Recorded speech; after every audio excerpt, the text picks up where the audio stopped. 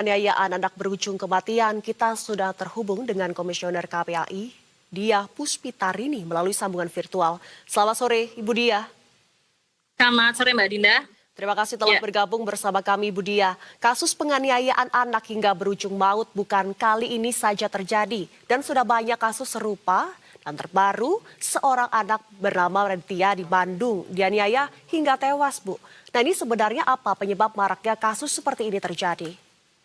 Ya, kita menyebutnya adalah filisida ya Mbak, di mana kekerasan yang berakibat pada kematian yang dilakukan oleh orang terdekat atau dalam hal ini orang tua dan korbannya adalah anak.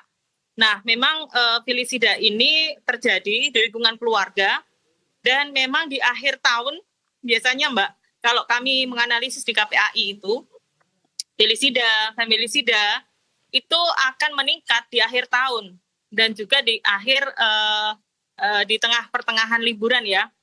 Biasanya meningkat di situ. Kenapa? Karena memang ada desakan ekonomi, kemudian juga ada faktor emosional orang tua, kondisi orang tua yang pada akhirnya melampiaskan persoalan kepada anak. Nah, dan apakah ini bisa dicegah? Bisa sekali. Tetapi kita pun juga sebenarnya bisa melihat ya, kenapa itu bisa terjadi? Karena rata-rata sudah ada kejadian-kejadian sebelumnya, Mbak. Jadi filisida atau pembunuhan yang terjadi pada anak yang dilakukan oleh orang tua itu biasanya ada kekerasan yang menyertai sebelumnya dan selalu begitu.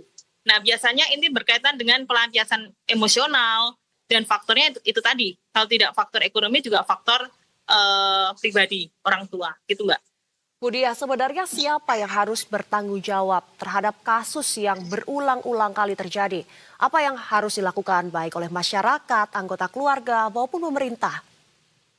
Nah, di dalam pasal 20 Undang-Undang Perlindungan Anak, itu sebenarnya siapa yang bertanggung jawab terhadap perlindungan anak? Yang pertama adalah keluarga atau orang tua secara otomatis ya.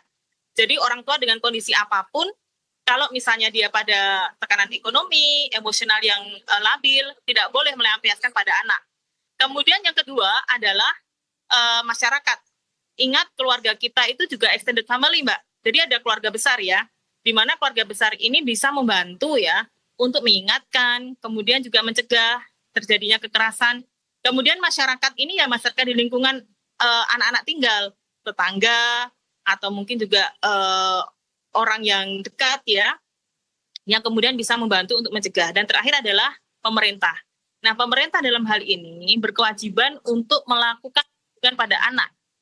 Yang kalau dalam kasus ini, kejadiannya di lingkungan keluarga, maka juga secara otomatis adalah pemerintah desa di tingkat terendah, yakni RT, RW, kemudian kepala desa, atau mungkin pemerintah desa itu juga berkewajiban untuk melakukan pencegahan, kemudian kalaupun sudah melihat tanda-tanda harus diingatkan, gitu, jangan dibiarkan.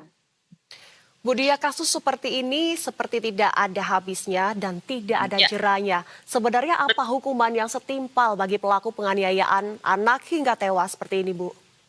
Jadi begini Mbak, yang pertama kalau kami, ini sesuai dengan Undang-Undang Perlindungan Anak, pasal 76C junto 80 itu kan kalau orang tua yang melakukan, maka ditambah masa tahanan sepertiga. Jadi 15 tahun.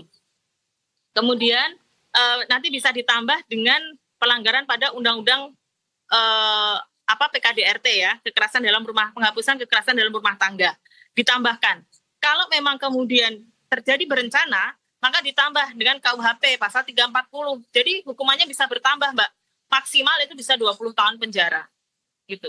Kalau dari KPAI sendiri, apa saja yang sudah dilakukan agar kasus seperti ini tak terulang, Bu Dia?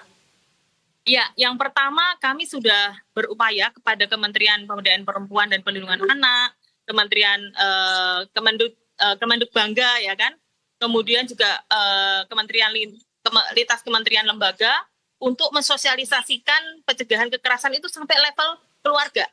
Itu yang terpenting. Yang kedua, juga peran dari Komdiji, Mbak.